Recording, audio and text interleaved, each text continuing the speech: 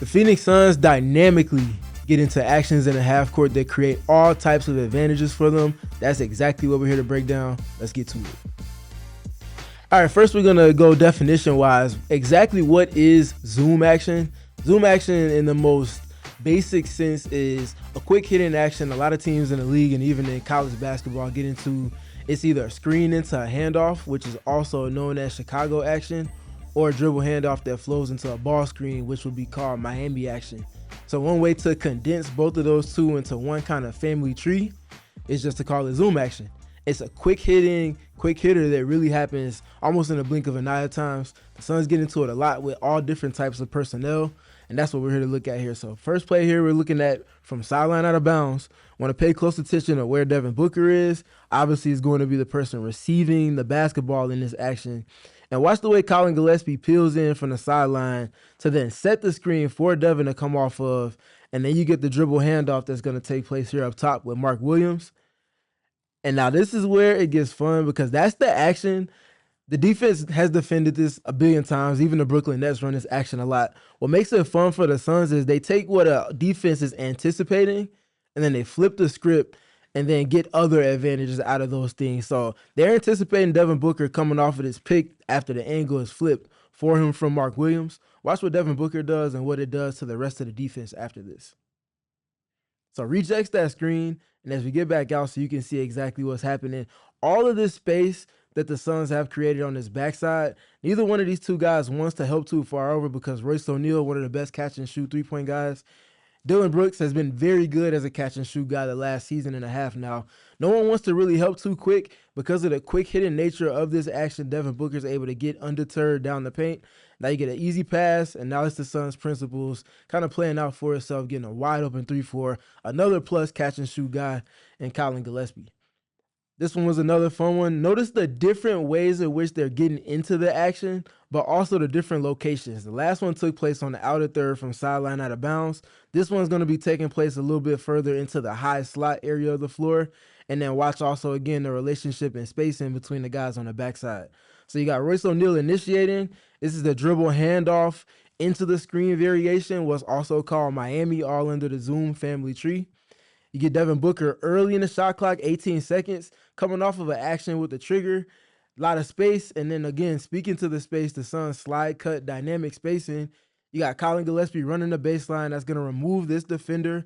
And as the Knicks try to plug the nail area of the floor so that Devin Booker can't just come off the screen and see and feel space, that's going to put this defender right here, OG Anunoby, in conflict. Because typically when the Knicks can get into this kind of nail help, there's typically someone here to help him as he's trying to help onto the ball.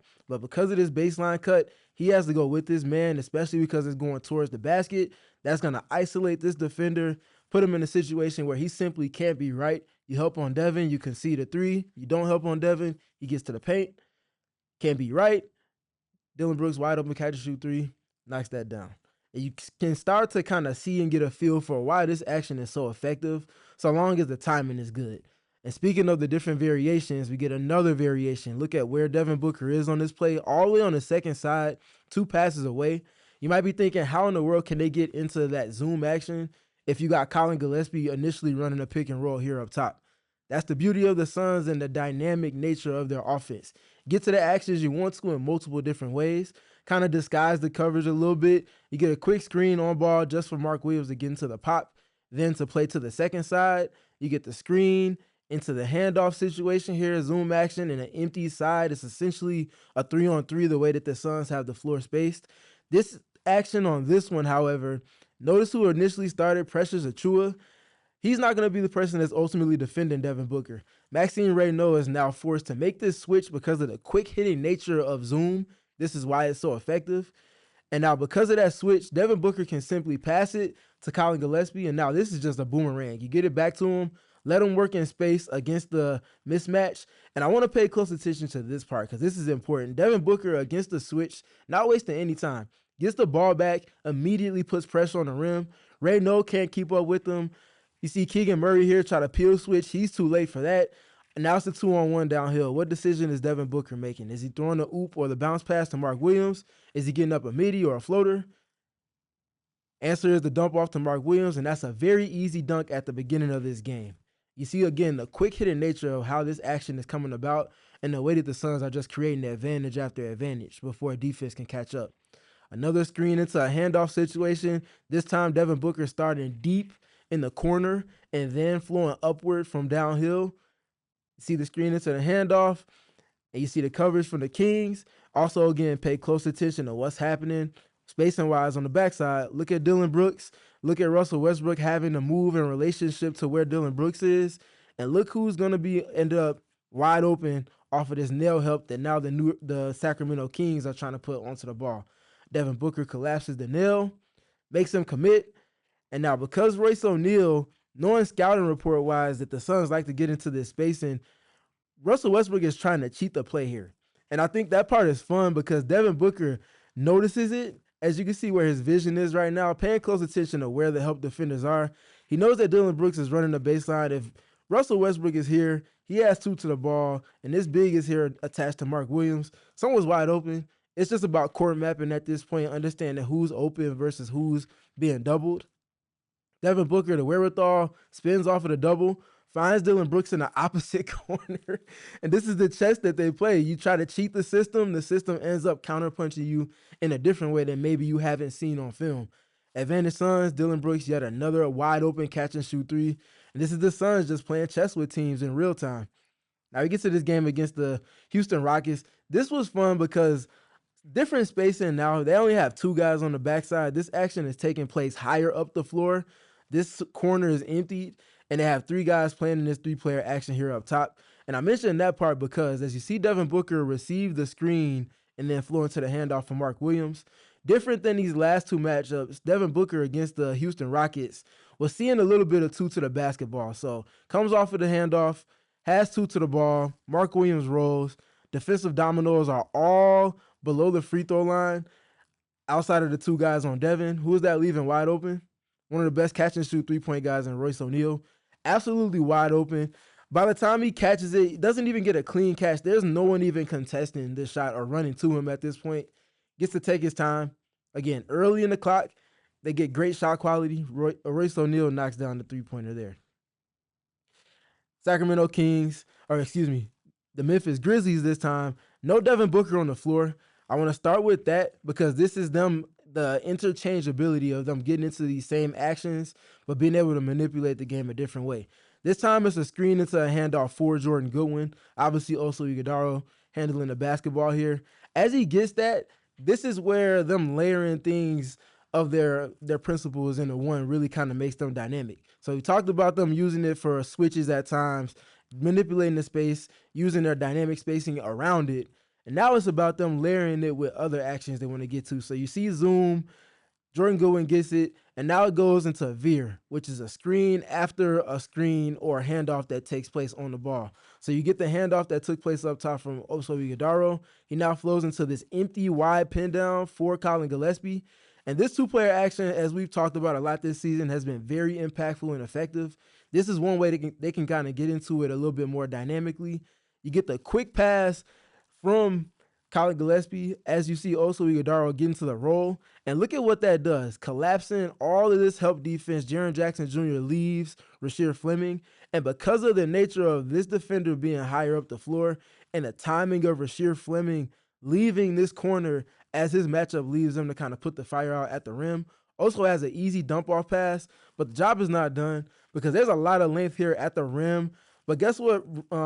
Guess what Rasheer Fleming also has? A lot of length. Look at him just kind of split those two as he gets to the basket, ultimately finishing. And as I bring this back so you can appreciate the timing and the cadence of everything, pay close attention to the timing of his cut from the baseline and then how he ultimately just kind of ducks between the defenders at the basket to ultimately finish the play. That's one of the best plays of the season from the Suns and really highlights the dynamics that Rasheer Fleming has. So another situation where you get in the zoom, this time a different setup for it. They're starting in the middle third more so for Devin Booker.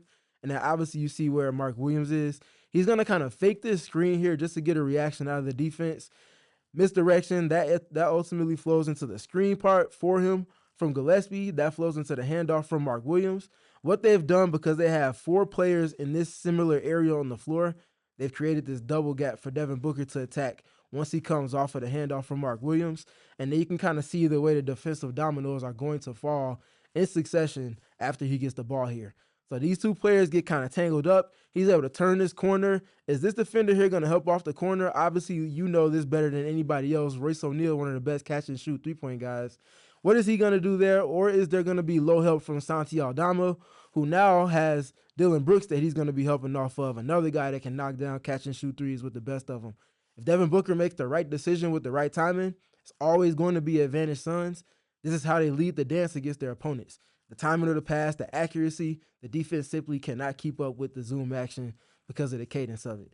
Couple more plays left here. They were torturing the Memphis Grizzlies in this game with this action. This is a very different setup this time.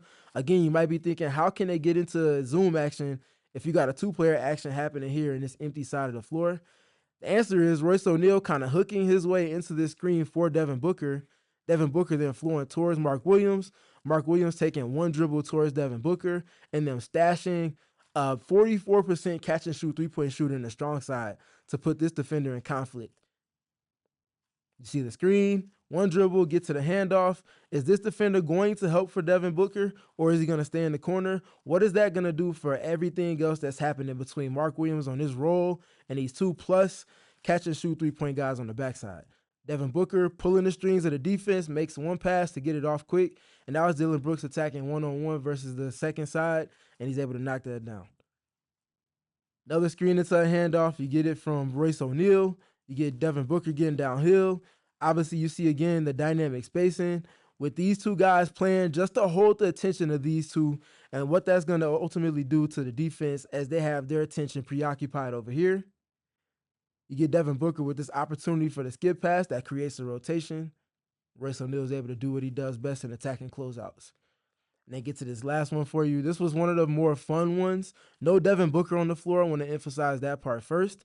You're going to see a bunch of the reserve guys on the floor here, and you can see them still generating the advantage off of this action that they run interchangeably with guys. So you see the zoom action that takes place. We talked about the Veer action earlier in this film session. Now we're going to see that Veer action being ran for Grayson Allen here in this emptied corner. And I want to emphasize the emptied corner because typically help on any two-player action is going to come from behind the action.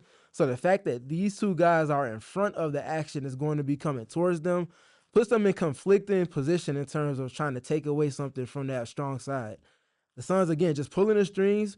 Grayson Allen comes off of the screen from Oso Ighodaro, and now it's all about this defender right here because this defender is behind Grayson Allen. It's a natural 2 versus 1 against this defender.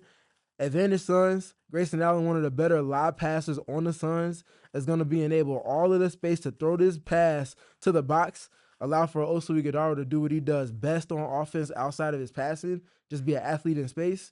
Advantage Suns. That is zoom action.